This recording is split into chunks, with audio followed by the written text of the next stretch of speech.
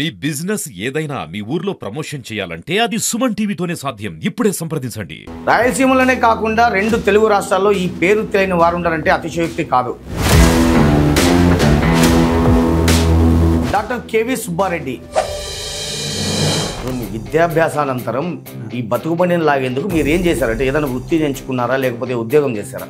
గుంటూరులో అప్పుడే కొత్తగా స్థాపించినటువంటి ఒక జూనియర్ కాలేజ్ లెక్చరర్గా అవకాశం వస్తే అక్కడికి బయలుదేరడం వెళ్ళి గుంటూరును జయించానండి. I'm proud. గతంతో పోలిస్తే మీ విద్యా సంస్థల్లో ప్లేస్మెంట్లు అనేవి చాలా గణనీయంగా తగ్గాయి అనే ఒక విమర్శ ఉందండి. దీనిపై మీరేమంటారు?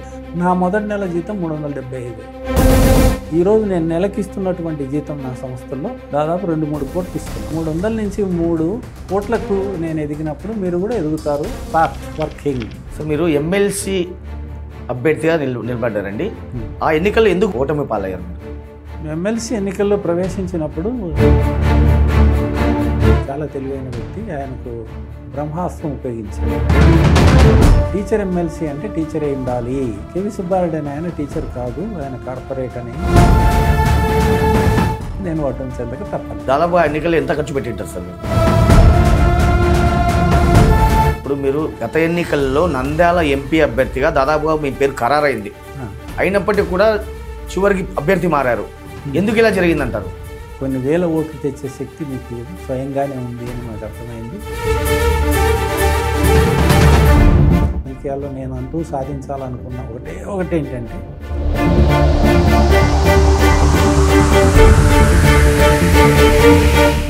ఎలాంటి రాజకీయ నేపథ్యం లేని మీ కూతురు కైపా పద్మలతారెడ్డి గారిని రాజకీయాల్లో తెచ్చారు. మీరు వైసీపీ తరఫున కార్పొరేటర్గా ఎన్నికల బరిలో నిలిపారు. ఇదే క్రమంలో స్థానిక ఎమ్మెల్యేకు పెద్ద ఎత్తున ముడుపులు ఇచ్చారు అనే ఒక విమర్శ ఉంది. నిజం కాదంటారా? అది మీరు ఎలానో ఊహించుకోండి. వైసీపీ కార్పొరేటర్గా కొనసాగుతున్న మీ కూతురు కైపా పద్మలతారెడ్డి టీడీపీ గూటికి చేరారు. అంటే మీ ప్రమేయం ఇందులో ఉందంటారు? పూర్తిగా ఉంది. ఎందుకంటే నువ్వు పార్టీ మారితే దెబ్బతింటావు. ఎందుకంటే జగన్మోహన్ రెడ్డి మళ్ళీ గెలుస్తాడు, మీ అంతు చూస్తాడు, మీ కాలేజీని ముగిస్తాడన్నా సరే, లేదు నేను చెప్తున్నాను జగన్కి వచ్చేది ఎట్టి పరిస్థితిలో 17 లోపే అని. జగన్ అన్నా నాకు 5 వినపడడం లేదు అని. మీ రాజకీయ ప్రయోజనాల కోసం మీ విద్యా సంస్థల మనుగడ కోసం మీరు పార్టీ మారారని అంటే మీరేమంటారండి? మాకు విద్యా సంస్థలకు ఎవ్వరు ఏం చేయలేరంటే జగన్తోనే ప్రమాదం ఉండేది. ఎందుకంటే టీడీపీ అధిష్టానం మెప్పు పొందేందుకు మీరు తరచుగా లక్షల రూపాయల విరాళాలు ఇస్తుంటారనే ఒక ఆరోపణ ఉంది. ఎవరు తీసుకుంటారు సార్? మీ కూతురు కైపా పద్మలతారెడ్డి గారికి డైరెక్టర్గా ఒక పోస్ట్ వచ్చింది కూటమి ప్రభుత్వం ఏర్పడ్డాక. మరి ఆ అవకాశం ఎలా మరి తప్పిపోయిందంటారు? అది మా ప్రత్యర్థి రాజకీయ నాయకులు వాళ్ళకి పోటీ అవుతామని తీయించింది తప్ప. సార్ మీకున్న బలం ఏంటి, మీకున్న బలహీనత ఏంటంటే? నాకున్న బలం అంటే ఒకటే అండి, నాలో ఉన్నటువంటి దయ, ధర్మం. డాక్టర్ కేవి సుబ్బారెడ్డి అనే వ్యక్తి ప్రత్యక్ష రాజకీయాలకు వచ్చే అవకాశం ఉందా భవిష్యత్తులో? ఆసక్తి చాలా ఉంది. నేను ఎవరిని పోయి అడుక్కునేది నాకు రాదు. తల వంచి బ్రతికే క్వశ్చనే లేదు. తల అవసరమైతే ఖర్చు చేసుకుంటా తప్ప. మీ జీవితాశయం ఏంటండి అసలు? నా జీవితాశయం ఏం లేదండి, 10 మందికి. నమస్తే, వెల్కమ్ టు సుమన్ టీవీ. నేను మీ నందకిషోర్. డాక్టర్ కేవి సుబ్బారెడ్డి రాయలసీమలోనే కాకుండా రెండు తెలుగు రాష్ట్రాల్లో ఈ పేరు తెలియని వారు ఉండాలంటే అతిశయోక్తి కాదు. ఒక విద్యావేత్తగా, విద్యా ప్రదాతగా, ఉదాత్తమైన విద్యా సంస్థల స్థాపకుడిగా, నిర్వాహకుడిగా ఆయన అందరికీ సుపరిచితులే. ప్రస్తుతం ఆయన కర్నూలు సుమన్ టీవీ స్టూడియోలో ఉన్నారు. తనతో మాట్లాడే ప్రయత్నం చేద్దాం. సార్ నమస్తే అండి, welcome to Suman TV. Suman TV ప్రేక్షకులకు, తెలుగు శ్రోతలందరికీ, ప్రపంచంలో ఉన్నటువంటి తెలుగు వారికి, భరతమాత ముద్దు బిడ్డలందరికీ నమస్కారం. సార్ ఎలా ఉన్నారండి? చాలా బాగున్నామండి. సార్ ముందుగా మీ కుటుంబ నేపథ్యం ఏంటంటే, అంటే మీ తండ్రులు తాతలు ఆర్థికంగా స్థితిమంతులా లేకపోతే మధ్యతరగతి చెందినవారు? మేము యాక్చువల్గా ఇప్పుడున్న ప్రకాశం జిల్లాలో, ఆనాడు కర్నూలు జిల్లాలో గిద్దలూరు దగ్గర అలసందలపల్లె అనేటువంటి చిన్న ఊర్లో పుట్టాము. మా నాన్నగారు 3 అన్నదమ్ములలో మధ్యవాడు. మా తాతగారు మా నాన్నగారికి ఉన్నటువంటి అంటే మా అమ్మగారు ఆయనకు దూర బంధువు కావడంతో మా నాన్నగారిని కాస్త అన్యాయం చేసి ఆయనకు తక్కువ పొలమే ఇచ్చాడు. కానీ మా అమ్మ మా నాన్న ఇద్దరు బాగా కృషి వలులు, ధర్మాన్ని దయను కలిగిన వ్యక్తులు. సో వాళ్ళు అనతి కాలంలోనే బాగా ఎదిగారు. ఎదగడమే కాదు, అన్నదాతలుగా ఆ ఏరియాలో వాళ్ళకే బాగా పేరుండేది. ఎందుకంటే కష్టపడి బాగా పొలాలు సంపాదించారు. తర్వాత మేము 4 పిల్లలము మా నాన్నగారికి. అందులో నేను 4వ వాడిని. మొదటి ఆయన ఆచార్య నాగార్జున యూనివర్సిటీ గుంటూరులో ప్రొఫెసర్గా చేసి రిటైర్ అయ్యారు. నేను కూడా ప్రొఫెసర్గా చేసి మరి మధ్యలోని జాబ్ వదిలేశాను. మిగతా 2 కూడా వ్యవసాయ రంగంలో ఉన్నారు. 4 అన్నదమ్ములు కూడా హ్యాపీగా హెల్తీగా ఉన్నాము. ఓకే అండి, ఇప్పుడు మీకున్న విద్యార్హతలు ఏంటండి? అంటే మీరు ఎక్కడెక్కడ ఇంత దాకా చదివారండి అసలు? నేను స్కూల్ టాపర్ అండి. నా ఊరి దగ్గర ఉన్నటువంటి ఎడవల్లి అనే ఊర్లో జడ్పిహెచ్ స్కూల్లో చదివాను. ఆ తర్వాత the great SSN college Narasaraopet, చాలా పెద్ద కాలేజ్. అది కంబైన్డ్ స్టేట్లో ఆ రోజు 2nd బిగ్గెస్ట్ డిగ్రీ కాలేజీ. అక్కడ ఇంటర్ అండ్ డిగ్రీ చదివాను. నేను డిగ్రీ కూడా టాపరు. ఆ తర్వాత ఆంధ్ర యూనివర్సిటీ పీజీ సెంటర్ కాకినాడలో ఎంఏ ఇంగ్లీష్ చేరాను. అక్కడ కూడా నేను టాపరు. అత్యంత రెగ్యులర్ అండి. నా లైఫ్లో నేను ఎప్పుడు కూడా ఆల్మోస్ట్ 100% అటెండెన్స్ ఉండేది. అంటే బాల్యం నుంచి కూడా మీరు మంచి చదువరి? మంచి చదువరి, చాలా ఇష్టం చదువు అంటే. తర్వాత ఇంకా ఏం ఆ తర్వాత ఎంఈడి చేశాను, పీజీసీటీఈ, ఎంఫిల్, పిహెచ్డి, ఎల్ఎల్బి. సో చదువుకు సంబంధించినటువంటి అన్ని విలువైనటువంటి అర్హతలు నేను సాధించాను. ఓకే సార్, ఇప్పుడు మీ విద్యాభ్యాసానంతరం ఈ బతుకుబండిని లాగేందుకు మీరు ఏం చేశారంటే ఏదైనా వృత్తి ఎంచుకున్నారా లేకపోతే ఉద్యోగం చేశారా? ఇది మంచి ప్రశ్న. ఎందుకంటే నేను పెళ్లి చేసుకున్నప్పుడు మా మామగారికి ఒకే కూతురు, బాగా రిచ్, ఆయన పెద్ద ఉద్యోగస్తుడు. అప్పుడు మేము ఆలూరులో ఉండేవాళ్ళు మా మామగారు. మరి ఆయన ఎంపీడీఓగా ఉండి ఏ ఉద్యోగం చేయక్కర్లేదు, నువ్వు ఇంట్లో తిని ఉండమంటే కూడా లేదు అని చెప్పి గుంటూరులో అప్పుడే కొత్తగా స్థాపించినటువంటి ఒక జూనియర్ కాలేజ్ లెక్చరర్గా అవకాశం వస్తే అక్కడికి బయలుదేరడం. మరి అప్పుడు నా జీతం ఓన్లీ 375 ఆ రోజుల్లో, అంటే 1981లో. దాన్ని మా మామగారు ఎన్నో రకాలుగా అడ్డుకునే ప్రయత్నం చేసినా కూడా నేను వినకుండా గుంటూరు వెళ్ళాను. వెళ్ళి గుంటూరుని జయించానండి. I'm proud. నేను ఎప్పటికీ నా జీవితంలో అతి గర్వకారణమైనటువంటి విషయంలో అదొకటి. ఎందుకంటే కేవలము 1 నెలలోనే గుంటూరులో ఎంత పేరు వచ్చిందంటే, అప్పటికి ఉన్నటువంటి 22 కాలేజీల్లో నాకు 21 కాలేజీ నుంచి తండోపతండాలుగా ట్యూషన్ వచ్చేవాళ్ళు, ఇంగ్లీష్ ట్యూషన్ చెప్పించుకోవడానికి. సో కాలేజీ జీతం నాకు 375 కానీ మరి ట్యూషన్ ద్వారా ఎన్నో వేలు సంపాదించాను. కేవలం 5.5 నెలల్లో నాకు వచ్చినటువంటి పేరు ప్రతిష్టలతో ఆ దగ్గరే ఉన్నటువంటి తాడికొండలో మరి Gogineni Kanakayya oriental degree college అనే కాలేజీ వాళ్ళు వచ్చి, మా దగ్గర ఏకంగా గవర్నమెంట్ పోస్ట్ ఉంది, లెక్చరర్ పోస్టు, మీరు వచ్చి దయచేసి రేపు ఇంటర్వ్యూ ఉంది, మీరు వచ్చి అటెండ్ కాండి, మా కాలేజీలో UGC pay scale gazetted lecturer హోదా ఇస్తాము అని వాళ్ళే స్వయంగా పిలుచుకుపోయి వాళ్ళు ఇంటర్వ్యూ చేయించి వాళ్ళ దగ్గర జాబ్ ఇప్పించడం జరిగింది. ఆ తర్వాత క్రమంలో ఎన్టీ రామారావు గారు రాజకీయాల్లోకి వస్తూ మరి 1982లో ఆయన పార్టీ పెట్టడం, దాంట్లో నేను కూడా అప్పటికే నాకు 25 సంవత్సరాల వయసు అంతే. మరి నేను కూడా రాజకీయాల్లోకి రావాలనే ఉద్దేశంతో అంత మంచి ఉద్యోగాన్ని రాజీనామా చేసి, అంటే ఫ్యామిలీ బ్యాక్గ్రౌండ్ రిచ్చే ఉంది కాబట్టి మరి రాజీనామా చేసి మరి హైదరాబాద్ చుట్టూ తిరిగాను. తిరిగిన క్రమంలో నాకు ఎవరో టికెట్ ఇవ్వలేదు. ఇవ్వకపోతే నేను ఇండిపెండెంట్గా గిద్దలూరు నుంచి ఎమ్మెల్యేగా నామినేషన్ వేశాను. అలా తిరుగుతూ ఉండగానే చాగలమర్రి డిగ్రీ కాలేజీలో ఇంగ్లీష్ లెక్చరర్ లేక అక్కడి నుంచి మేనేజ్మెంట్ వాళ్ళే నేను ఏ ఊర్లో ఉంటే ఆ ఊర్లో నా దగ్గరికి వెతుక్కుంటూ వచ్చి, నువ్వు ఎలా గెలవు, ఇక్కడ మా లెక్చరర్ పోస్ట్ ఖాళీగా ఉంది, మా పిల్లలు గాడిదలు అయిపోతున్నారు, మీరు దయచేసి వచ్చి మా కాలేజీలో పనిచేయండి అంటే ఎలక్షన్స్ అయ్యేంత వరకు లేకుండా ఆ తర్వాత ఆ కాలేజీలో పోయి జాయిన్ కావడం, అక్కడ సక్సెస్ఫుల్గా మరి జీవితాన్ని నడపడం. ఈలోపు మరలా కొన్ని కాలేజీలు నేను కూడా పెట్టాలనే ఆలోచన రావడం. ఆళ్ళగడ్డలో ముందుగా స్కూలు, తర్వాత degree college, junior college, PG college, తర్వాత కోయిలకుంట. అంటే మీరు ఆంగ్ల భాషలో మంచి పట్టు సాధించారంటారు? బ్రహ్మాండంగా పుస్తకాలు కూడా రాశాను. గ్రామర్ చెప్పడంలో నేను డెఫినెట్గా చాలా చాలా టాప్ పొజిషన్లో ఉంటాను. ఓకే అండి, ఇప్పుడు ప్రతి మనిషికి కూడాను ఒక లక్ష్యం అనేది ఉంటుంది. అంటే బాల్య దశలో కావచ్చు, అంటే నేను పలానా ఇంజనీర్ కావాలా, పలానా డాక్టర్ కావాలా, ఇలా ఒక లక్ష్యం అంటూ ఉంటుంది. అలా చిన్నప్పుడు మీకు ఏ లక్ష్యం ఉండేది? నేను ఎప్పుడు ఇంగ్లీష్ టీచర్ కావాలి అనుకున్నాను. అప్పటికి ప్రొఫెసర్ ఇవన్నీ తెలియవు కాబట్టి. కానీ ఆ తర్వాత ఇంగ్లీష్ ప్రొఫెసర్ అయ్యాను. ఆ తర్వాత 10 మందికి ఉపయోగపడేటువంటి ఏదైనా వృత్తి చేయాలి అనేది నా కోరిక. అంటే రాజకీయాల్లో అయితే ఎక్కువ మందికి చేయొచ్చు సేవ అనే ఉద్దేశంతో అప్పట్లో 1983లోను 85లోను గిద్దలూరు నుంచి ఎమ్మెల్యేగా పోటీ చేసి విరమించుకున్నాను. అదే గెలవలేకపోయాను. ఆ తర్వాత టీజీ భరత్ గారి సూచన మేరకు మరలా 2016లో మరి టీచర్ ఎమ్మెల్సీగా రాయలసీమ జిల్లాల నుంచి నేను పోటీ చేయడం జరిగింది. అప్పుడు భారీగా ఖర్చు పెట్టినప్పటికీ కూడా మరి టీచర్స్ వాళ్ళ టీచర్ క్యాండిడేట్ వైపు మొగ్గు చూపడంతో నేను ఓడిపోవడం జరిగింది. ఆ తర్వాత సార్ మీరు అధ్యాపకుడిగా మీ ప్రస్థానం విజయవంతంగా కొనసాగిందండి, అందులో ఎలాంటి సందేహం లేదు. అయితే ఆ తర్వాత మీరు సొంతంగా మీ విద్యా సంస్థల ఆవిర్భావం వాటి ప్రగతి విషయం తెలుసుకునే ముందు అసలు మీకు ఎలాంటి ఐడియా లేదు, ఆళ్ళగడ్డకు చెందిన ఒక వ్యక్తి మీకు ఈ దిశగా మిమ్మల్ని గైడ్ చేశాడు అంటారు, ఇది వాస్తవం కాదంటారా? ఆళ్ళగడ్డకు చెందిన వ్యక్తి ప్రత్యేకంగా గైడ్ చేసేది ఏం లేదు, కానీ నేను ఒక స్కూల్లో చదివిస్తున్నప్పుడు పిల్లల పేరెంట్సే వచ్చి, సార్ ఈ టీచరు ఈ స్కూల్ సరిగా నడవడం లేదు, మీరు ఒక స్కూల్ పెట్టండి అంటే నేను అలా ఇవన్నీ పోటీకి ఇష్టపడినండి. ఆ స్కూల్ మేనేజ్మెంట్తో మాట్లాడతానని వెళ్ళినప్పుడు ఆ స్కూల్ మేనేజ్మెంటు లేదు మేమే దీన్ని ఇవ్వాలనుకుంటున్నాం మీరు తీసుకోండి అని చెప్పడం, ఆ స్కూల్నే తీసుకొని అక్కడ విద్యాసంస్థగా రూపుదిద్దడం జరిగింది. ఓకే సార్, ఇప్పుడు విద్యారంగ వ్యవస్థలో మీదైన ప్రభావాన్ని అయితే మీరు చూపగలిగారు పక్కాగా 2 తెలుగు రాష్ట్రాల్లో. ఎస్. ఇది ఏ విధంగా సాధ్యపడింది అంటారు? అంటే మీరు ఏదైనా ప్రత్యేకమైన ప్రణాళికను ఏదైనా ఏర్పాటు చేసుకున్నారా? నాకు నచ్చే గుణాలు 2 ఉన్నాయండి. దయ అనేది ఉంది, ధర్మంగాను ఉండడానికి ప్రయత్నిస్తుంటా.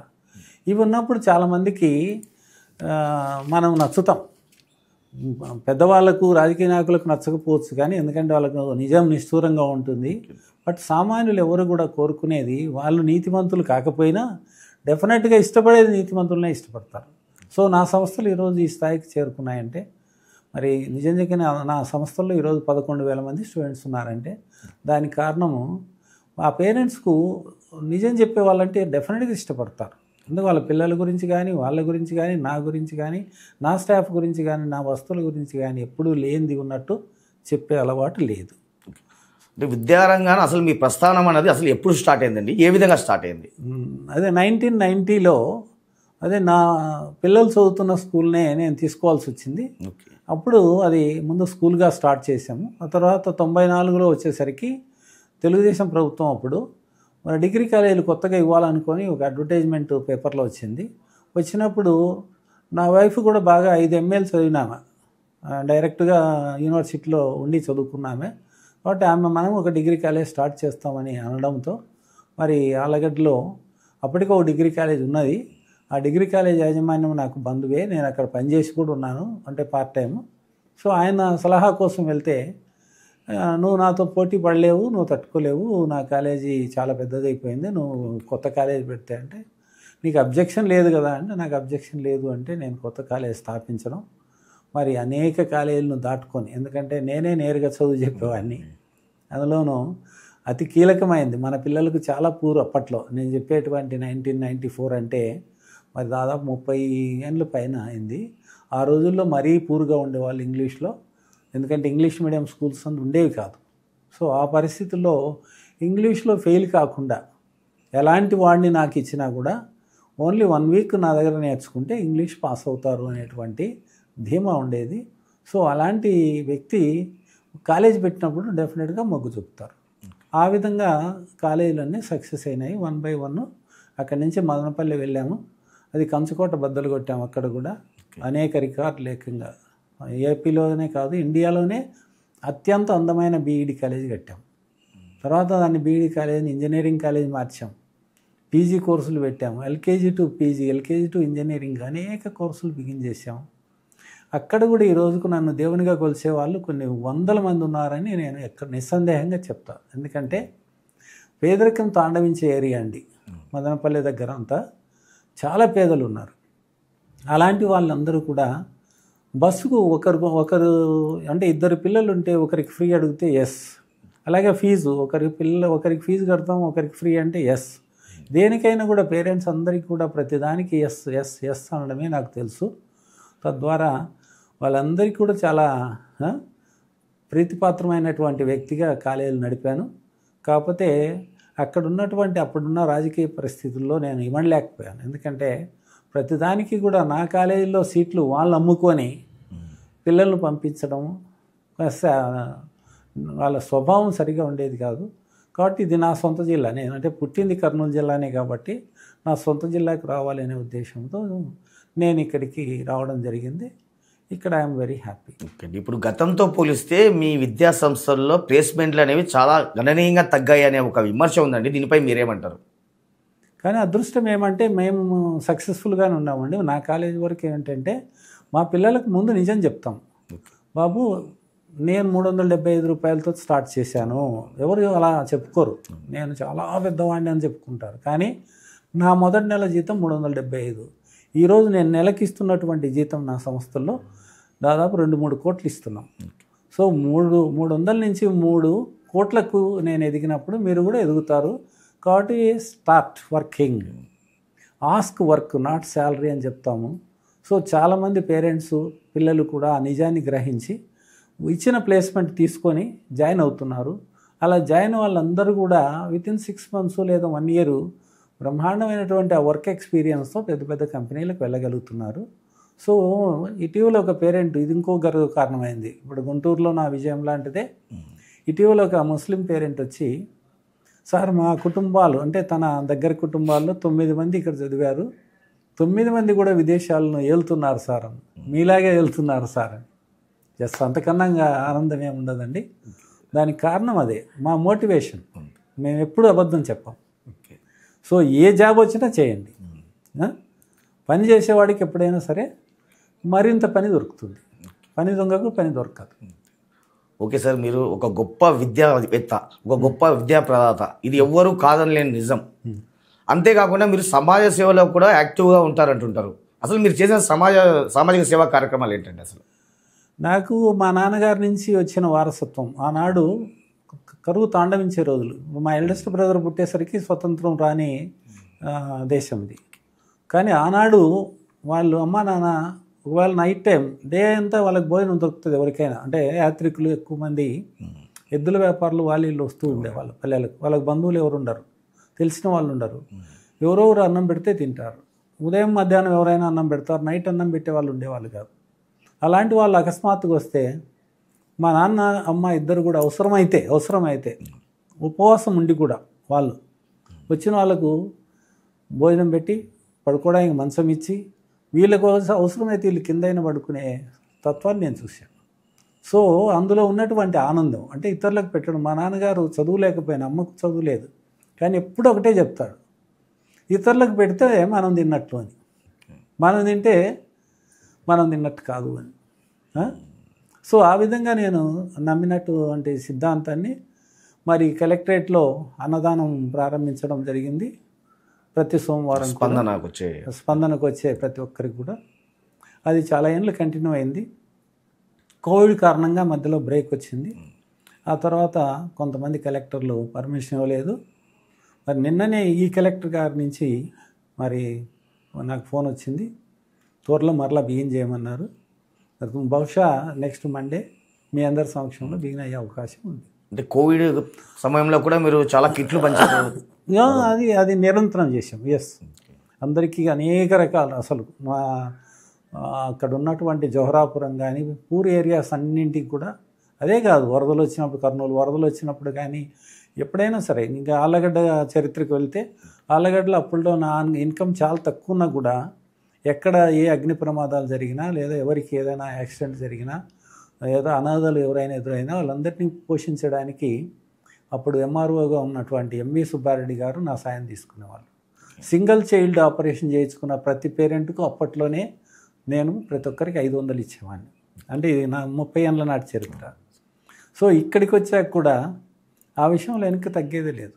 ఎవరు ఎక్కడ ఇబ్బంది పడినా కూడా క్రీడా సంఘాలు, కుల సంఘాలు, పాత్రికేయ సంఘాలు కావచ్చు, రాయలసీమ సంఘాలు కావచ్చు, అన్ని సంఘాలు ఎవరు అడిగినా కూడా తప్పకుండా భోజనం పెడతాం.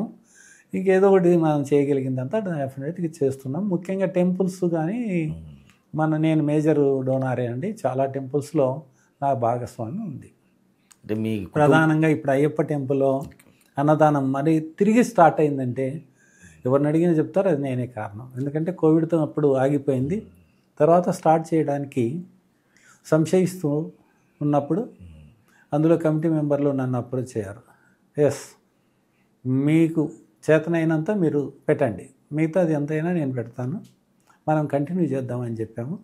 ఈరోజు దివ్యంగా మరి ఆ అయ్యప్ప మాలేసిన ప్రతి ఒక్కరికి కూడా మధ్యాహ్నం పూట మంచి భోజనం పెట్టగలుగుతున్నాం.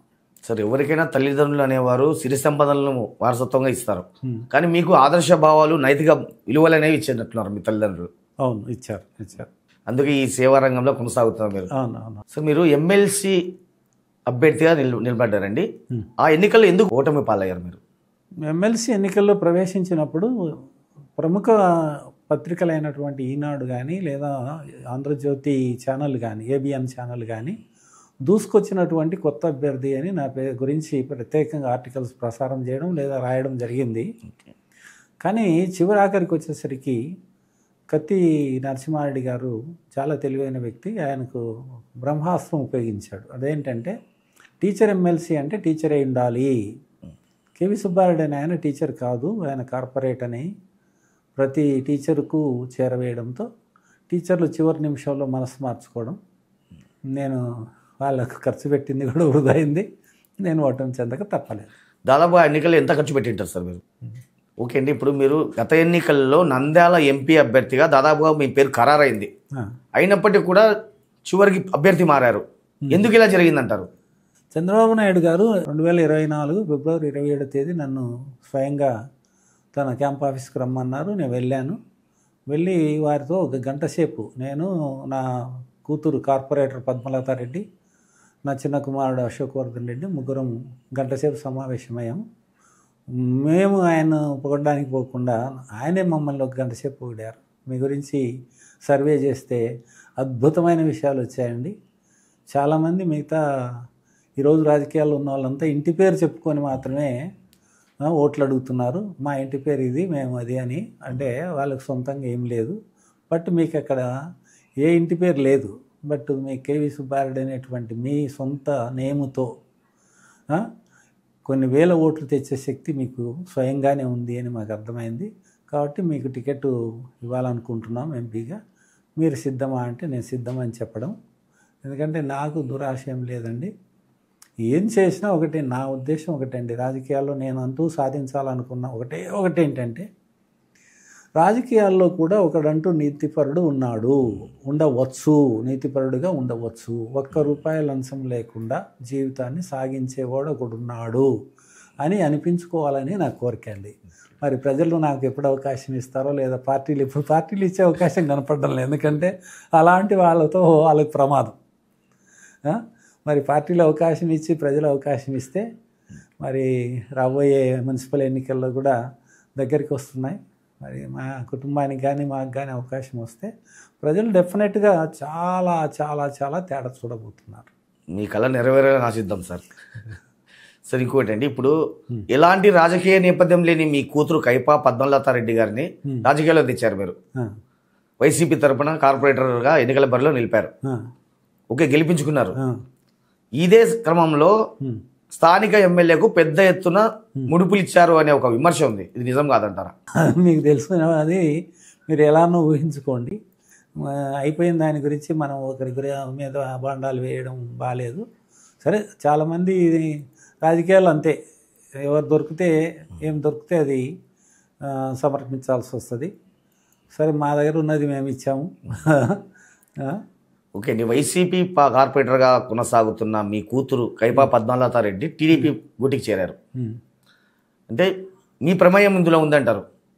పూర్తిగా ఉంది. ఎందుకంటే ఆనాడు జగన్మోహన్ రెడ్డి గారి పరిపాలన మేము అనుకున్న దానికి పూర్తిగా రివర్స్లో, అంటే రివర్స్కే రేసేసినాడు. రాష్ట్రాన్ని డెఫినెట్గా వెనక్కి తిప్పేసినాడు. ఏ పిచ్చోడు కూడా పట్టాదారు పాస్ పుస్తకాల మీద ఫోటో వేసుకుంటాడని, సర్వేరాల మీద ఫోటో వేసుకుంటాడని, ఇంకా అనేక విషయాల్లో అలాంటివి చేస్తారని ఎవరు ఊహించారు. ఎందుకంటే ఫీ రీఎంబర్స్మెంట్ ఇవ్వనందువల్ల కొన్ని లక్షల మంది స్టూడెంట్స్ సర్టిఫికెట్లు కాలేజీలో ఉండిపోయినాయి. అలాంటివి చేయాల్సింది వదిలేసి నేను బటన్ నొక్కితే మీకేం నొప్పి అంటే, బటన్ నొక్కితే ఎవరికి నొప్పి తెలుసా? ప్రజలకే అండి నొప్పి. మరి మన సొమ్ముతోనే కదా బటన్ నొక్కుతుంది.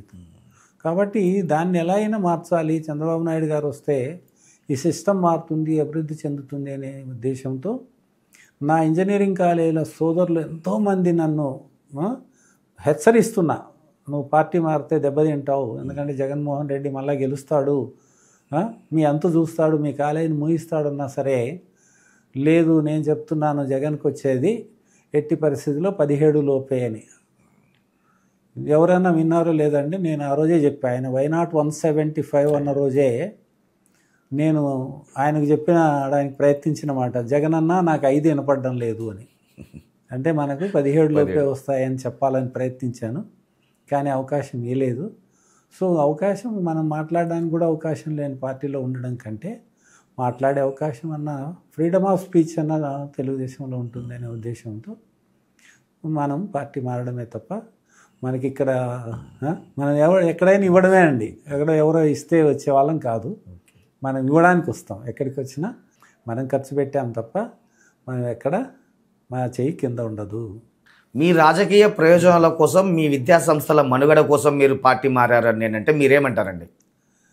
మాకు విద్యా సంస్థలకు ఎవ్వరు ఏం చేయలేరండి. ఎందుకంటే విద్యా సంస్థలు అనేవి ఒక సిస్టమేటిక్గా అనేక అనుమతులతో నడుస్తూ ఉంటాయి. దాన్ని పోషించేది యాక్చువల్గా పేరెంట్స్ స్టూడెంట్సే, కానీ రాజకీయ పార్టీలు కాదు. రాజకీయ పార్టీలకు మేము ఉపయోగపడతాం, విద్యా సంస్థల వాళ్ళం.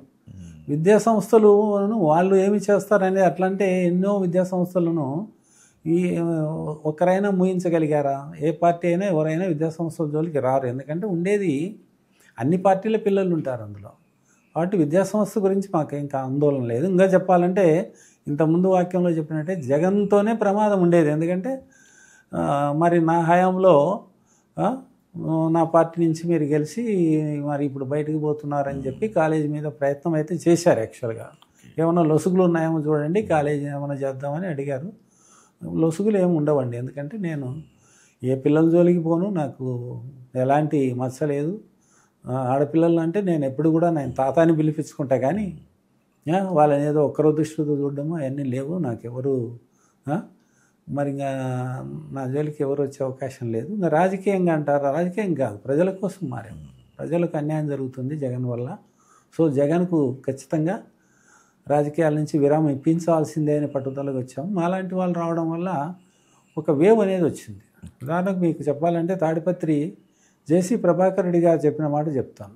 ఆయన ఒకరోజు నాతో చెప్పాడు, ఒక పెళ్లిలో కలిసి, సుబ్బాడన్న మీరు పార్టీలో చేరిన రోజే నేను ప్రెస్ మీట్ పెట్టి వాళ్ళకి చెప్పాను, ప్రెస్ వాళ్ళకు, ఇంకా మేము గెలుస్తున్నాం. కేవీ సుబ్బారెడ్డి లాంటి ఆనెస్ట్ పర్సన్, డబ్బుకు లొంగని వ్యక్తి, ఏ ఆశ లేని వ్యక్తి పార్టీ మారినాడంటే ఇక రెడ్డిస్ అంతా కూడా తెలుగుదేశం వైపు ప్రయాణం సాగిస్తారు, కాబట్టి మేము గెలుస్తున్నామని చెప్పాను. అదే జరిగింది. నీ ధైర్యాన్ని నేను మెచ్చుకుంటున్నాను, I'm very proud of you అని ఆయన చెప్పారు. టీడీపీ అధిష్టానం మెప్పు పొందేందుకు మీరు తరచుగా లక్షల రూపాయల విరాళాలు ఇస్తుంటారనే ఒక ఆరోపణ ఉంది. ఎవరు తీసుకుంటారు? టీడీపీ వాళ్ళు తీసుకునే వాళ్ళు ఎవరు లేరండి.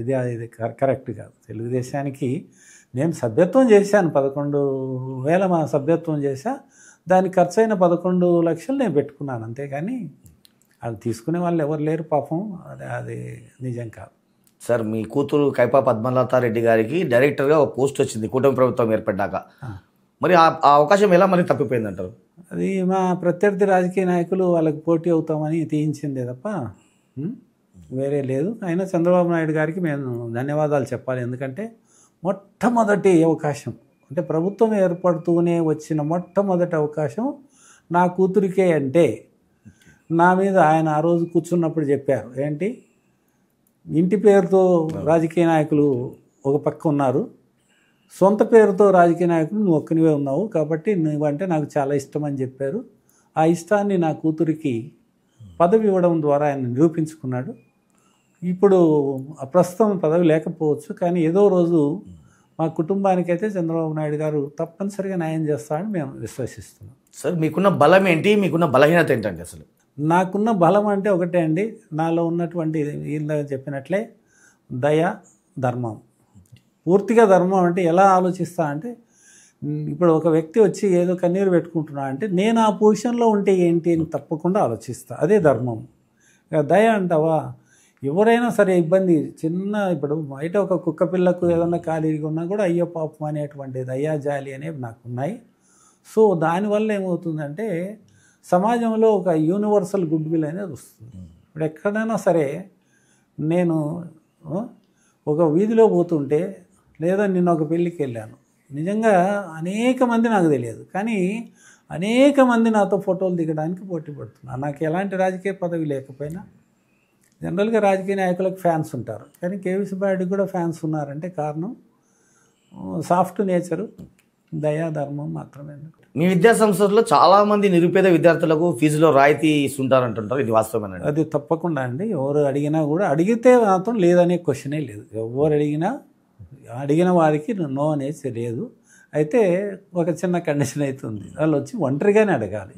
ఏమంటే కాలేజీ మొత్తం నేను కాలేజీలో ఉన్నా అంటే ఒకేసారి 50-60 మంది వస్తారు. 50-60 మంది వస్తే చేయనండి. మళ్ళీ ఛానల్ ముందైనా ఒక అబద్ధం చెప్పలేను, నేను అబద్ధం చెప్పదలుచుకోలే. ఛానల్ ముందైనా ఎక్కడైనా చిన్న అబద్ధం కూడా చెప్పను, ఎందుకంటే ఇంటర్వ్యూ చూసాక కూడా ఎవరు నన్ను ట్రోలింగ్ చేసే అవకాశం రాకూడదు.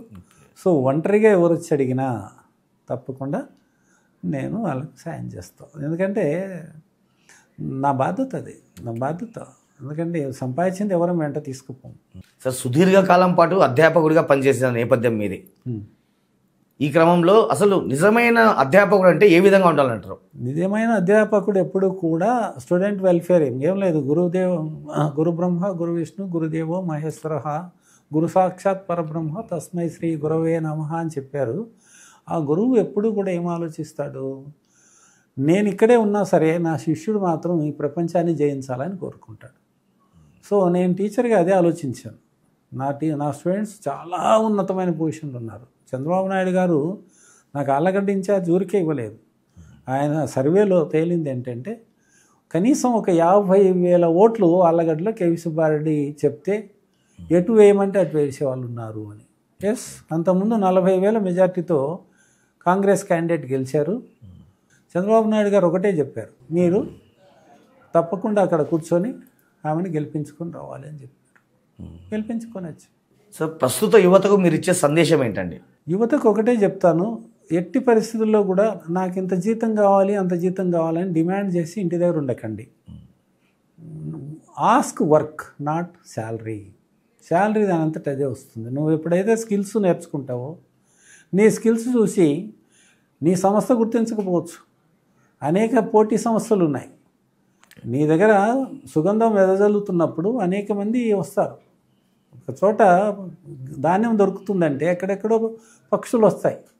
మన దగ్గర నుంచి ఇప్పుడు ఎన్నో దేశాల నుంచి మన సరస్సులకు పక్షులు ఎందుకు వస్తున్నాయి? చేపలు దొరుకుతున్నాయి కాబట్టి.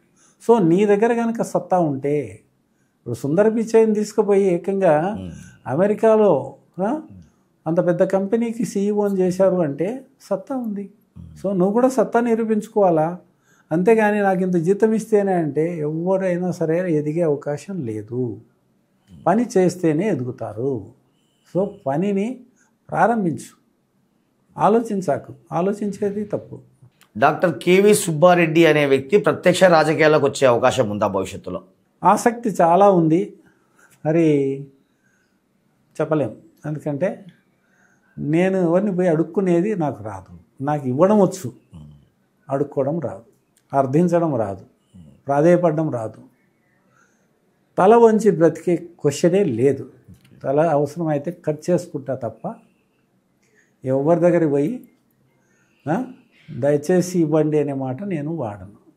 కానీ రాజకీయ నాయకులు ఏం కోరుకుంటారంటే వాళ్ళ గేట్ల దగ్గర ఉండి వాళ్ళ గేట్లు తెరుస్తూ సార్ నిద్రపోతున్నాడు, సార్ స్నానం చేస్తున్నాడు, సార్ పూజ చేస్తున్నాడు, సార్ అది చేస్తున్నాడు అని చెప్పే వాళ్ళకు పదవులు ఇవ్వాలని అనుకుంటారు. కానీ దానివల్ల పార్టీలు ఎదుగుతుంటాయి. పార్టీ స్ట్రెంగ్తెన్ కావాలి అంటే నాలాగా 10 మందికి ఉపయోగపడే వ్యక్తిని ప్రోత్సహించవలసిన బాధ్యత పార్టీల మీద ఉంది, నాయకుల మీద కూడా ఉంది. పోటీ అవుతే వాళ్ళకేం నష్టం లేదు కదా. వాళ్ళ కుర్చీ మనం ఎత్తుకుపోం కదా. ఇప్పుడు అడవి, పెద్ద అడవి, ఎంత పెద్ద గాలివాన కూడా ఏం కాదు. మరి మన ఊర్లో ఉన్న చెట్లన్నీ కూలిపోతున్నాయి. ఎందుకంటే ఇవి సింగిల్గా ఉన్నాయి, కూలిపోతున్నాయి. అక్కడ బలంగా ఉన్నాయి, నిలబడుతున్నాయి. మనందరం కూడా కలిసి ఎదిగితే ఒక దట్టమైనటువంటి అడవిలాగా అందరికీ పోయి ఆవాసం ఇవ్వగలుగుతాం, అందరినీ ఆదరించగలుగుతాం, అందరికీ సాయం చేయగలుగుతాం. రాజకీయం అంటే అందరినీ నిజంగా ఆదరించేదిగా ఉండాలి తప్ప వాళ్ళ మీద బతికేది అవసరం లేదు. ఓకే సార్, చివరిగా ఒక ప్రశ్న అండి, మీ జీవితాశయం ఏంటండి అసలు? నా జీవితాశయం ఏం లేదండి, 10 మందికి వాడు మనిషి అంటే అంటే మాట మీద నిలబడతాడు. తర్వాత మనీ అంటే డబ్బును ధర్మంగా సంపాదించి ధర్మంగా ఖర్చు పెడతాడు. లాస్ట్ షీ అంటే ఆడవాళ్ళ విషయంలో ఖచ్చితంగా all Indians are my brothers and sisters అన్న విధంగానే చూస్తాడు. అలాగే మ్యాన్ అంటే కూడా ఇంగ్లీష్లో అది 3 అక్షరాలే అండి. బ్రహ్మ విష్ణు మహేశ్వర్ల స్వరూపం మనమే, ఎక్కడో లేరు. లేదా హిందూ ముస్లిం క్రిస్టియన్ 3 మతాల యొక్క సారం కూడా మనిషే, 3 అక్షరాలే. ఎటు తీసుకున్నా చూడండి, ఇంగ్లీష్లో 3, తెలుగులో 3. మ్యాన్ అంటే ఎం అంటే మోరల్, ఏ అంటే ఏబుల్, మరి ఎన్ అంటే noble. Moral, able, noble along with mercy, దయ కలిగినటువంటి వ్యక్తి, నైతిక విలువలు కలిగిన వ్యక్తి, చేయడానికి సామర్థ్యం ఉన్న వ్యక్తి, తర్వాత ఉన్నతమైనటువంటి ఆశయాలు కలిగిన వ్యక్తి. ఎవరైనా వీళ్ళందరూ కూడా దైవస్వరూపమే. దేవుడు ఎక్కడో లేడండి, మన అందరిలో ఉన్నాడు. దానికి కావాలంటే మనకు అనేక సినిమాల్లో మనం చూసింటాం. దానికి రామదాసు సినిమాలో నాగార్జున రామదాస్ పాత్ర ఎన్ని చోట్ల అన్వేషించిన దేవుడు కనిపిడ్డు, చివరికి తనలోనే కనపడతాడు. నిజంగా మనందరం కూడా దైవస్వరూపమే. అందుకనే కదా మరి చనిపోతూనే బాడీ పడేయమంటారు. బతికున్నంతసేపు దేవుడు ఉన్నాడు, బతికి అయిపోయినాక మనం మట్టి. ఓకే సార్, చాలా చక్కటి విషయాలు చెప్పారు. Thank you very much sir. Thank you. Okay, ఇది డాక్టర్ కేవి సుబ్బారెడ్డి జీవిత విజయ ప్రస్థానం. మరో వారం మరో విశిష్ట అతిథితో మళ్ళీ కలుద్దాం. టిల్ దాన్ గుడ్ బై.